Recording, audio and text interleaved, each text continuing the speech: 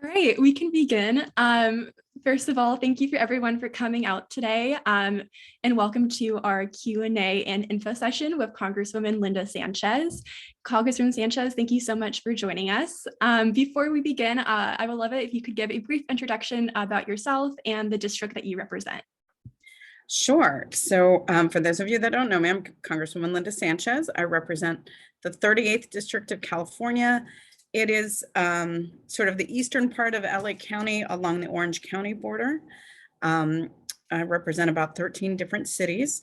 And I have this my 21st year serving in the United States Congress. I grew up in Orange County and Anaheim, actually. Both of my parents are immigrants from Mexico. I grew up in a family of 7 kids, so it was very chaotic, but also a lot of fun, and sort of taught me a lot about the larger world. Some of the best skills that I learned growing up in a large family have served me well in Congress: how to stand up for myself, how to work with other people, how to try to find compromise, how to be diplomatic, all of those great things. I think I learned growing up in such a large family. But, you know, my parents were very working class. They, as I said, they were immigrants when they came to this country. They didn't, they didn't speak English that well. They didn't have a lot of money, but they were very big on education as a key to opening up many opportunities here. And they encouraged all of us to go to college. And, some of us went on to get masters and PhDs. I'm an attorney by training. I went to UCLA Law School. I did my undergrad at UC Berkeley. They really instilled the values of giving back, giving back to the community. When you have hit a certain measure of success and you're, able to care for yourself, you have an obligation to try to help those that are coming up behind you. Great, thank you for sharing. As you kind of briefly mentioned, you attended UC Berkeley for your undergraduate and UCLA right here for law school. Yes. Can you kind of elaborate a little bit more on what your journey was like before and after attending law school? And was becoming a lawyer something that you knew that you wanted to do, or was that something that a desire that you happened upon at UC Berkeley?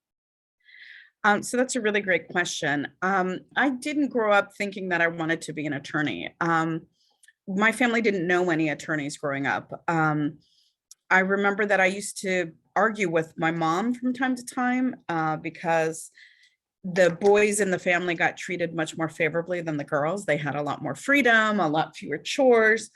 And I remember telling my mom that I didn't think it was fair. And some days she would say, well, get used to it. That's life. Life is unfair, and deal with it. And one day she said to me, well, if you don't like it, why don't you become an attorney and change it? And so that kind of stuck in the back of my head. I will say that when I was in undergrad, I was dating somebody who was a teacher. He was a teacher at the time. And I was leaning towards education as a career path. My mother was a teacher. I knew that there was a big need for bilingual teachers. So I thought that was going to be my career path. And I wouldn't say that he dissuaded me from the idea of going to law school, but very subtly kind of undermined my thinking about it. He would say, well, if you become a teacher, we would have summers off and we could travel. And, oh, being an attorney is really stressful, and I don't know that you would like it. And so when I broke up with the boyfriend, I decided I was going to apply to law school. And I had, there was one more test date for the LSAT that they would accept for the deadline. And it was like 10 days away. So I signed up to take the LSAT. I didn't take a prep course because we didn't have the money for it. So I bought a book on how to study for the LSAT, and I took practice tests and ended up taking the test and applying to several schools. And I honestly didn't think that I would get in anywhere. And lo and behold, I got in at UCLA, and I was very excited about that. I ultimately decided to take a year off between undergrad and law school. It was mostly to pay down some credit card debt that I had accumulated. I worked my way through undergrad, and when I couldn't make ends meet. I would put things on the credit card. So I worked for a year, and that entire year, because my parents were really excited about me going to law school, but that entire year, my mom said, you got to go to law school. You got to go to law school. And I said, well, I'm just taking a year off to kind of catch my breath, make some money. And she said, you say that now, but you're not going to go back. I just know you're not going to finish. I know you're not going to do it. And so she really, really was on my case about it. So I ended up taking just a year off and going to law school. And in hindsight, I kind of wish I would have taken maybe 2 years off, just because law is, I think your study of the law is enhanced a little bit by your experience with law. I'm sorry, scratch that. Not your experience in law, your experience in life, your life experiences, I think help you understand a lot of what you're studying in law school. And I noticed that some of the older students that were in their 30s and 40s really got some of the material a lot more easily because they had some life experience. And I actually had a roommate who had finished undergrad in 3 years. So she was very young, and she went straight to law school. She was very young when she entered law school. And, some of the cases, she just didn't understand, because she didn't understand some of the things that, that were going on in the cases. If you never, for example, if you never bought a home or had a mortgage, you kind of don't understand about, liens and that kind of stuff. It's not to say you can't learn it, but having had some life experience, I think is helpful. So, so I went to UCLA to study law. And for me, it was like learning a foreign language, because like I said, we didn't know any attorneys growing up. I went to school with folks whose parents were judges, and their grandparents had been judges, and everybody in their family were attorneys. And, they had, like a foreign language, they had a lot more experience with these legal terms. And, I just found it, really hard, because I was learning everything for the first time, and they had some familiarity with it already. So it was a little intimidating. And after my first set of finals, I thought for sure I had flunked out of law school. I cried. I called my sister. I was like, I know that I failed all my finals, and I'm never going to make it through law school. And I had taken out these loans to finance law school, so I was really afraid. And she was trying to calm me down and make me feel better. And she said, I'm sure you didn't fail your classes. I'm sure you're going to be okay. And I went home for Christmas, and my dad saw me, and my dad worked with his hands his whole life. He was a mechanic. And he looked at me, and, more than anything, I think if you come from that immigrant background, you really want to make your parents proud. So I really wanted my dad to be proud of me.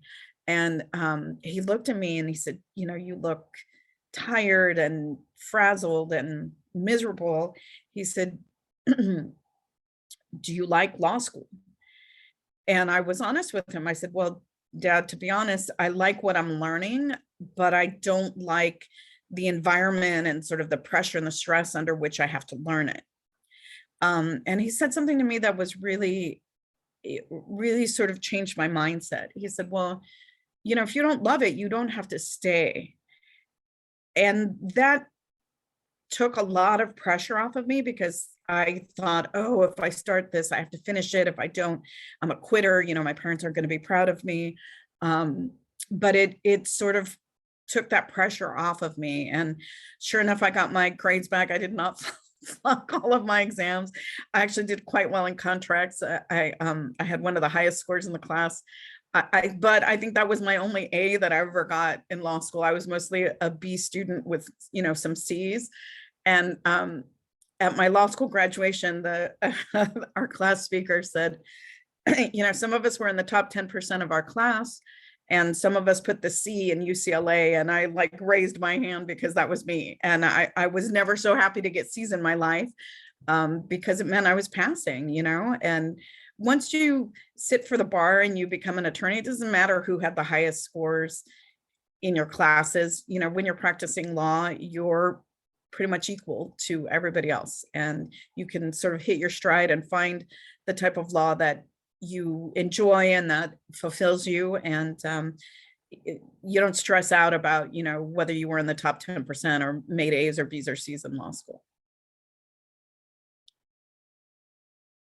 Thank you so much for answering that question. I think a lot of us on the Zoom right now, are, want to go to law school. So hearing your experience and kind of hearing that, oh, it's more important to take what you're learning instead of worrying about your grades is a really important message. So thank you so much for that. Kind of on a similar note, I know that you did labor law, and actually a lot of UCLA students and a lot of people who are here right now are do labor studies majors or they're a minor. So is there any particular advice that you would like to give them, or is there anything you wish you knew before going into labor law? Wow, that's a really great question. And I'm not sure that I have any particular advice about it, other than, it's always helpful to sort of see it before you jump into it. So if you have an opportunity to intern in a practice that does labor law or with a labor union, that might be helpful. But it's, yeah, I don't really have any other specific advice other than try to kind of see it in action before you decide if that's what you want to do. I think, especially in law, because there's so many different types of law you can go into. Sometimes it's more helpful to figure out what you don't want to do rather than what you want to do. So I knew I never wanted to be a corporate tax attorney or, do family law, just wasn't, my calling. But it's sort of trial and error. So if you can get exposed to the actual practice of labor law, I think that will help inform whether or not that's something that people would be interested in practicing in. Thank you for that advice. I think I agree. I think it's really important to kind of get hands-on experience, figure out what you do and do not want to do, especially in law. And so thank you so much. And kind of shifting away from law, I know after you became a lawyer, you then joined, working as a lawyer, you then joined Congress, representing what was then California's 39th district. What made you want to do that shift from practicing law and then going into politics and working in Congress? Yeah, so this is quite the story, and I'm going to try to condense it. But I was an incredibly shy child when I was little. In fact, I was so shy that many people thought that I didn't speak English because I spoke so little. So I never envisioned that I'd ever go into public service. That just I wasn't exposed to it. That's not something that I thought I would ever do. In high school, I had a friend in my class, and she was very active in Young Democrats. And so she volunteered on a congressional race and asked me to go with her. We did precinct walking on the weekends. We knocked on doors and talked to voters. And I actually kind of liked that, that interaction with voters.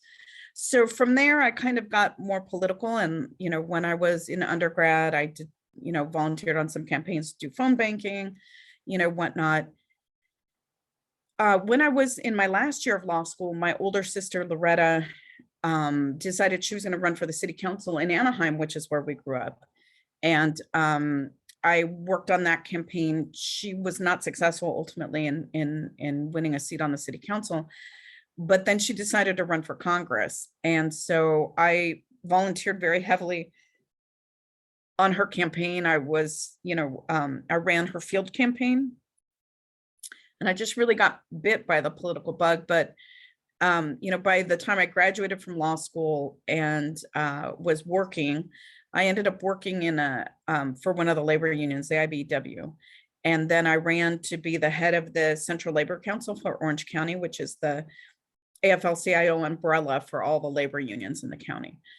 And I love that job. And we were very political. We were involved in many campaigns. Our members would volunteer on those campaigns to help candidates. And in 2000, as they do every 10 years, they do a census, and then based on the population growth or if the population shrinks, they readjust, they redraw the congressional districts. And because California's population had increased, they added a brand new seat in Southeast LA County. I happened to live in that seat, but I, was interested to know who was running in that seat to see if it was a candidate that labor could get behind. And so I, people told me some of the people that were running, there were many people running. And because it was a new seat, there was no incumbent. It was a completely open seat. which it's much easier to run and win in an open seat than in a seat where there's an incumbent. But I started going to these different events and listening to the candidates talk about their positions on different issues and answer questions from the audience. And I was really frustrated because, you know, you would ask them a question and they wouldn't really answer the question. They'd go off on a tangent. And I remember telling my husband at the time, you know, I don't love any of these candidates. Like, you know, none of them are passionate. And, you know, I want somebody who's going to advocate for me and for the, you know, my community. And I wasn't feeling it. And I think my husband heard me complain one too many times about the lack of a really great candidate. And he said to me, well, instead of complaining about it, Linda, why don't you do something about it? And I think what he meant is, why don't you try to recruit a good candidate? But like, this light bulb went off in my head. And I think based on the experience I had working on my sister's campaign, I was like, I could do that job. And I know how to run a congressional race. I could do this. So I decided to run for Congress. And that's kind of how I decided to launch my political career. And thankfully, with a lot of hard work, I was successful. And, you know, like I said, this is my 21st year in the Congress now. So I've been here for a while. Thank you for sharing that with us. I think it's really important, like, hearing your past experiences. Like, I've definitely volunteered on like mayoral races and stuff like that, and like keeping those experiences like in the back of my head, like who knows how that will help me in the future. So hearing that from you is definitely really important. And so going on like a similar note here, your legislative record is really impressive. For example, you're the first Latina to serve on the House Committee on Ways and Means. And so could you speak a little bit more about what this committee is and like what kind of work you do on it? Sure. So the Committee on Ways and Means is the oldest committee in the Congress, and it's the one that's created in the Constitution itself. So it's kind of seen as the most prestigious, although the people on Energy and Commerce dispute that, but we know that Ways and Means is the most powerful and important committee that there is in Congress. But it has jurisdiction over a lot of things that are really important. One is the tax code. One is our trade agreements with other countries. We deal with the social safety net program, Social Security, Medicare, TANF, and we have oversight over the IRS and other agencies as well. So it has a really broad jurisdiction. I tell people it's the committee that when we want to do something, you go to figure out, how do we pay for that? Where do we find the money to pay for that? So it has very broad jurisdiction and touches almost every major piece of legislation that comes through the House. I have worked in a lot of different areas. I am very involved in trade because of my labor background. We want to make sure that our trade agreements are fair and that there's a level playing field for American workers, so that workers in the United States, you know, who are making a living wage are not competing against, you know, children in, you know, Indonesia that are making 50 cents a day. So we always want to make sure that we include good labor standards and environmental standards in our trade agreements. So I work a lot in that space. I also do some work on healthcare. When we passed the Affordable Care Act, believe it or not, ladies, it used to be okay for health insurance companies to charge us more for the very same healthcare plan as men, just because we were women.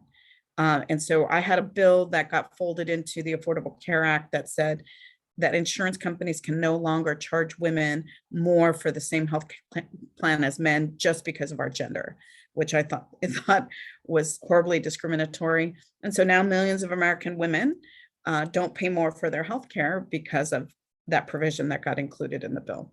I told you about my parents are immigrants. My father sadly suffered with Alzheimer's for about 15 years before he passed. I was a caregiver to him along with my other brothers and sisters. We all took on part of that responsibility, but it is financially devastating. It is emotionally hard, and it is physically difficult to care for somebody who has that continual decline. He passed from Alzheimer's about 4 years ago. And my mother currently suffers from Alzheimer's as well. So I do a lot in the caregiving space. Many caregivers are not even paid minimum wage. Certainly their working conditions are not, many of them are exempted from fair labor standards. So they don't get paid days off if they're sick. They don't get, overtime if they work overtime. It's very low wage work, and the bulk of caregivers in this country happen to be women, and specifically women of color. So I work a lot in that space to try to give tax breaks to caregivers, to try to make it easier for them financially, and to try to get them covered under Fair Labor Standards Act so that they have those minimum basic things that every worker in the United States has. When I worked in the labor movement as the executive secretary treasurer for the AFL-CIO, I got in the county of Orange in-home health service workers. We finally got them recognized as employees of the county because they used to be considered employees of their client, even though they couldn't negotiate with their clients for increased pay because they were paid by the county. We finally got them recognized as employees of the county, got them paid sick days, minimum wages, all of those things. So that is not true of every state in the United States. So we still have work at the federal level to try to make sure that they have the basic same labor standards as every other worker. I work a lot on the tax code to try to make things fairer, because right now our tax code is really slanted heavily in favor of multinational corporations and wealthy Americans who pay much lower taxes than the average worker, or people who have huge investments are able to duck paying their fair share of taxes, while wage workers, which is the majority of Americans, can't create shell corporations to hide their money and to evade taxes. So I work a lot in the space of trying to make our tax code fairer for workers, for working parents specifically. I'm a working mom. I have a son. I know how difficult it is to find affordable childcare. I know how hard it is, specifically because women earn less than men for the same work. We live longer than men. So I work a lot in the retirement security space because, we earn less, but we live longer. So we have to have more saved for retirement. Those are things that are unique to women. And so I'm trying to work to, fine tune the tax code so that women, don't get penalized, and we don't, have to work harder or longer just to have financial security when we retire. Those are some of the areas that I work in. Well, thank you so much for sharing. It's amazing to hear how much you've done with the tax code, healthcare, making sure that there's equitable labor practices. Along those lines too, you co-founded the Congressional Labor and Working Families Caucus. I'm curious to know, at what point did you figure out that this was something that needed to be established? And do you have any notable accomplishments that you were able to achieve through this caucus? Sure. So when I first got elected to Congress, my immediate past job had been the executive secretary treasurer of the AFL-CIO. And so when I got elected to Congress, people started talking to me about, there's all these caucuses that you can join in the Congress. There's the Women's Caucus, there's the Hispanic Caucus, and they have caucuses for everything. There's like a skiing and snowboarding caucus and a potato caucus and you name it. So I was looking at the list of caucuses and I said, well, where's the Labor Caucus? And somebody said, well, the Democratic Caucus is the Labor Caucus. And I said, I don't know about that, because we have, Democratic Party's a big tent. We have, very liberal members all the way to, very conservative members. So I co-founded the Labor and Working Families Caucus with two other members who came from labor unions.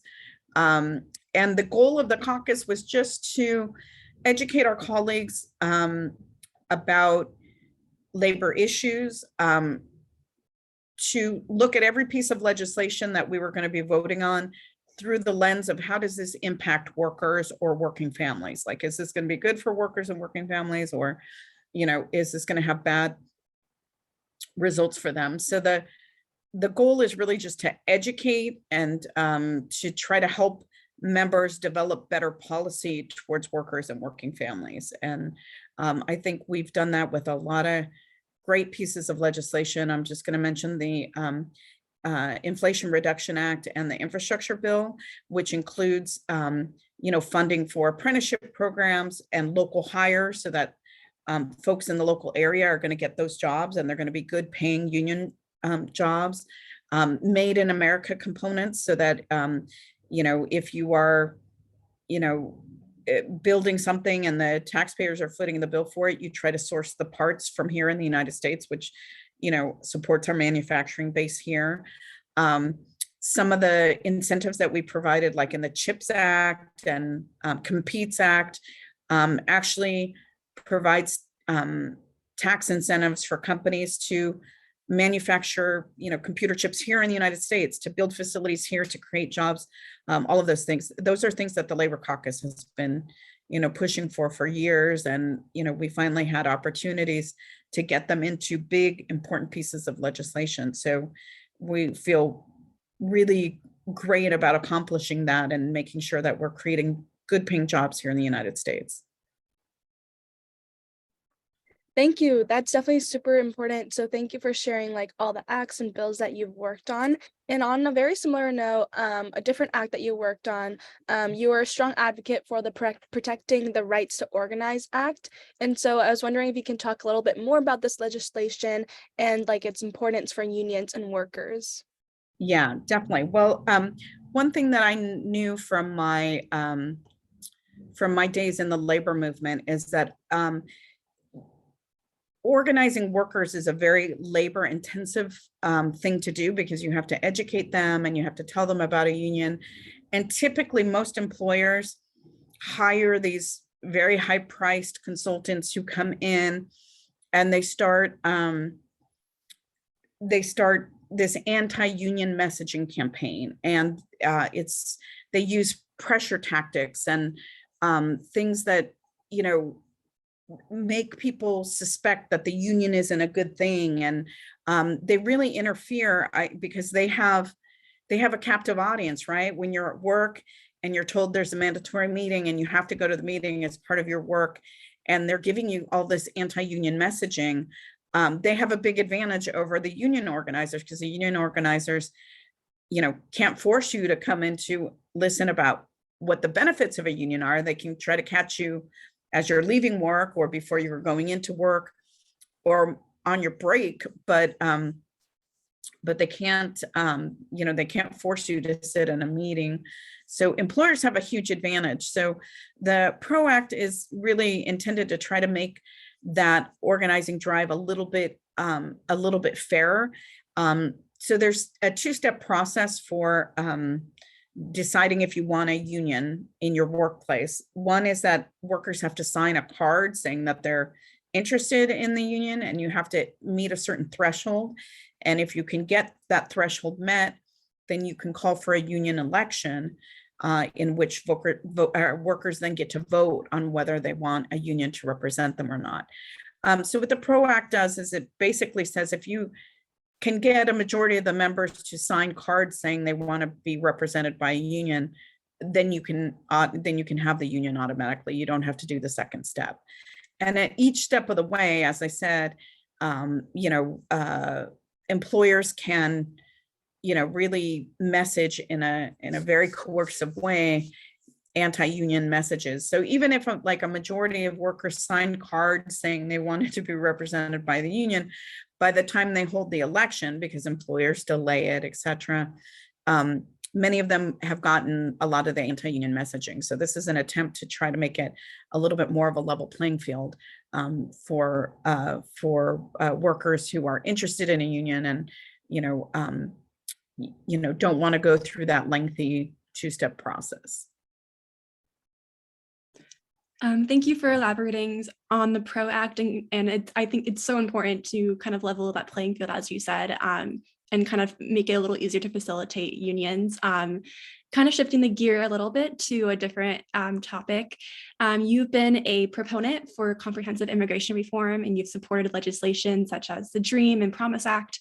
I was just curious, like, how has your personal history with immigration influenced your work on this issue? And it's kind of a loaded question, but what changes would you like to see implemented in the U.S. Immigration system currently? Sure. So immigration reform has proven to be one of the most difficult issues to get any kind of movement on in Congress. I've been working on this issue since I landed in Congress, because when I first arrived in Congress, I served on the Judiciary Committee, which has jurisdiction over immigration. Immigration reform is really just about giving families like mine a fair shot, and also at the same time boosting our nation's economy, because several things have been impacting the US workforce. Number one, our birth rate has been dropping for years, and right now we are not having enough kids to replace ourselves. So we're not even having enough children for replacement rate, which means there's going to be a worker shortage in the future.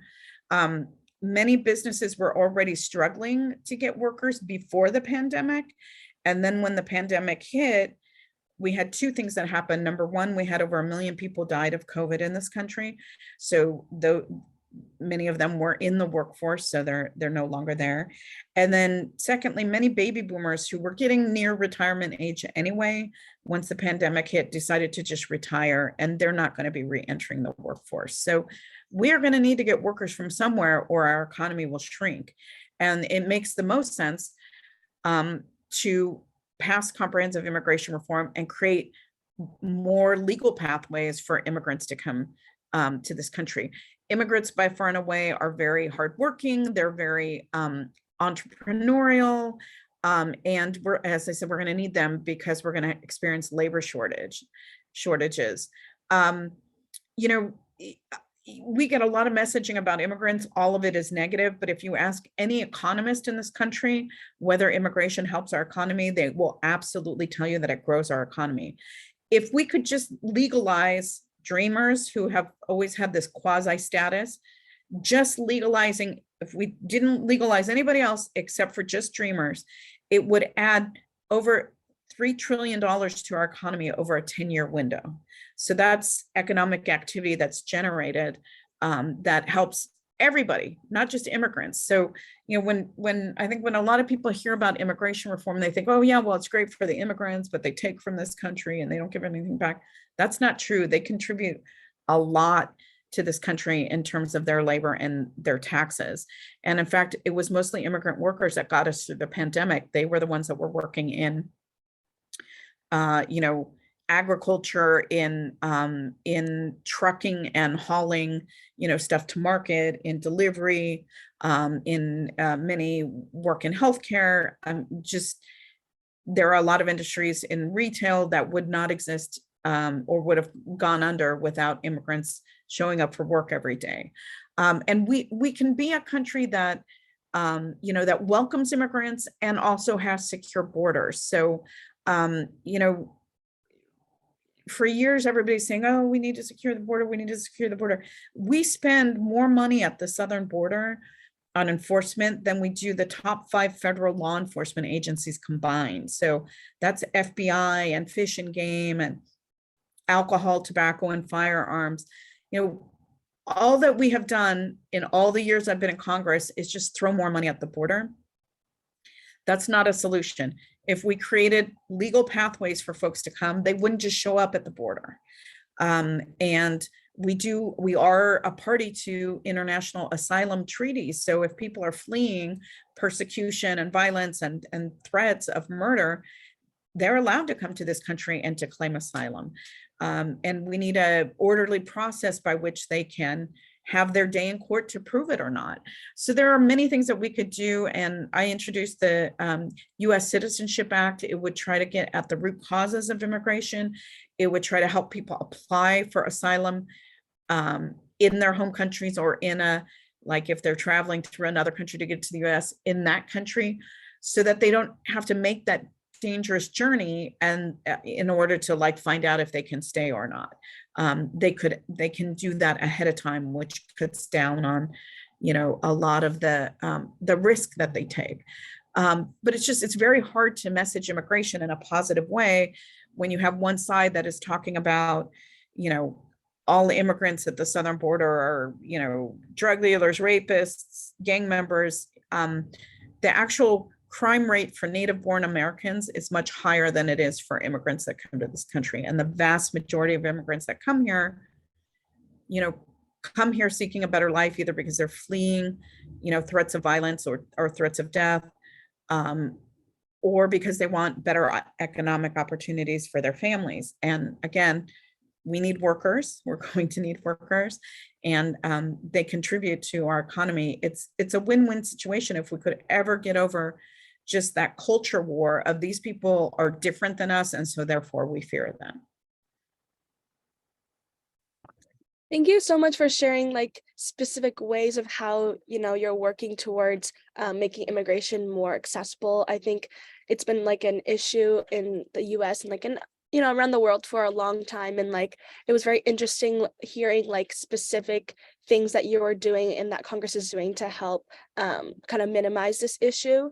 And so kind of, you said you've been working to pass immigration, legislation for a long time, and you personally have been in like politics for a long time. You were elected into the House of Representatives in 2002. And so you've worked, as you said, in Congress for like 21 years. And so we were just wondering if you've seen any like notable shifts or changes within Congress during this time, maybe like in mindset or just how, it kind of how the process is. Yeah, well, sadly, in those 21 years, although I've been working on comprehensive immigration reform, we really have not gotten any legislative relief. We've just added more enforcement, and clearly that an enforcement only approach just doesn't work. And we spend, billions of dollars where, if we could pass some legislative reforms to give those legal pathways, I think it would clear up a lot of the congestion at the border. The atmosphere in Congress has definitely shifted since I was first elected. When I was first elected as a Democrat, we were in the minority. We didn't control the House. We didn't control the Senate. And there was a Republican president in the White House. And I thought things were kind of bad then because we had a hard time getting any of our legislative, projects passed or having the other side really work with us. But I can say, looking back, that was actually a far more democratic process than it is now. It's very polarized now. Right now, we have, in my humble opinion, people who are elected to Congress not to solve problems and not to try to build consensus, but to try to gain like infamy and fame, like be Twitter stars. I mean, they're not there to work on legislation and to solve problems. They're there to make a name for themselves or, gather a following of people, based on their opinions. And most of those opinions are not built on facts. After the insurrection on January 6th, which I was in the Capitol when that happened, and I can tell you it was scariest day of my life. I didn't know if I would live to go home and see my son that night.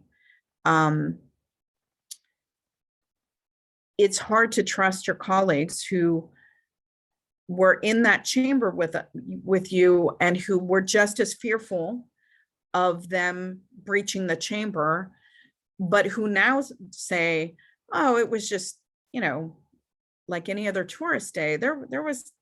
It wasn't violent. It was, political free speech. I mean, it happened. I was there. I saw it. The images are there. There's, plenty of reporting that took place. It was an insurrection, and the goal of the insurrectionists were to try to stop the legitimate peaceful transfer of power in a democracy.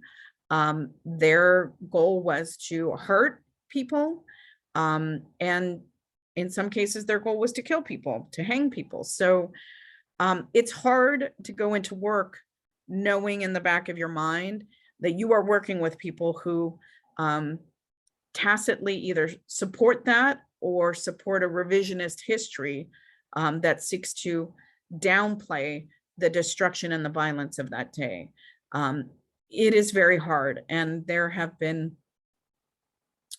times that I have gone into the office in a bulletproof vest because I did not feel safe. And it's really horrible to think that in order to go in and do my job, you have to think about those kinds of risks and those kinds of threats, which are more and more prevalent towards members of Congress, sadly.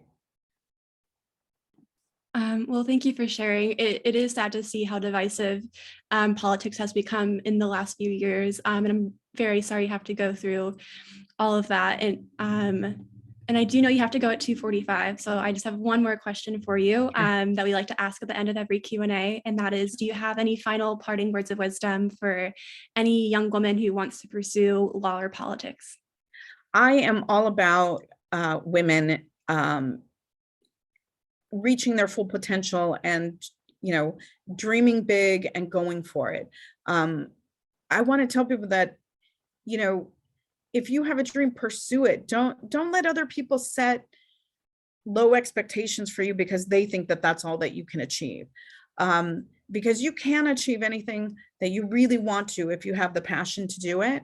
I remember I got advice when I was in high school that I shouldn't bother to apply to a four-year university because I was likely to get pregnant and drop out anyway. This teacher / counselor told me that I would probably be better off applying to, in those days, we didn't call them community colleges, we called them junior colleges. I would be better off just going to a junior college. That's what his expectation was of a Latina student, even though I was a bright student and in honors classes and got good grades. So I tell people, you are the best sort of person to tell yourself what you're capable of. Don't let other people set your expectations for you. And even if you don't achieve what you want, there are lessons to be learned along the way that will make you better at whatever it is that you ultimately decide to do. And you shouldn't see failure or fear of failure. You shouldn't let that limit you. Sometimes you learn your best lessons from failing at something. You have to try. I mean, I have a son and I play baseball with him. And, if everybody who got up to the plate thought, oh, I can't hit the ball, so I'm not even going to try, you would never get better. So, so dream big, push yourself, and, don't be afraid to fail. Failure, if you learn something from it, is very important and very helpful ultimately. And your life path, I'm not where I ever expected to be honest. Again, I told you guys in the beginning that I was looking at a career in education, and I actually did teach in a school for a short period of time.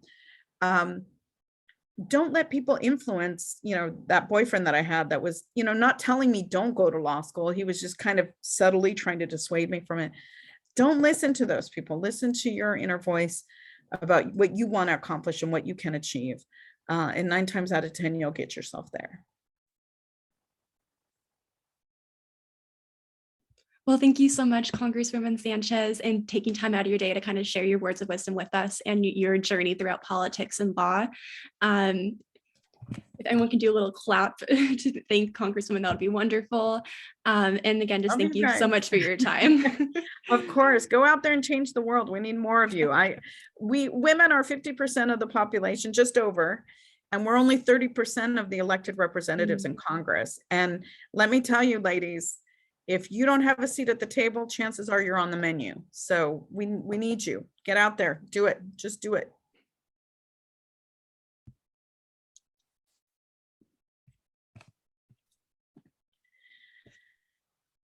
All right. Well, with that, I'm gonna leave you guys, and I'm gonna wish you all the best of luck. And we're always looking for great interns, so look us up on the website, and we'd love to have you. Take care, everybody. Bye. Thank you. Thank you so much. Thank you.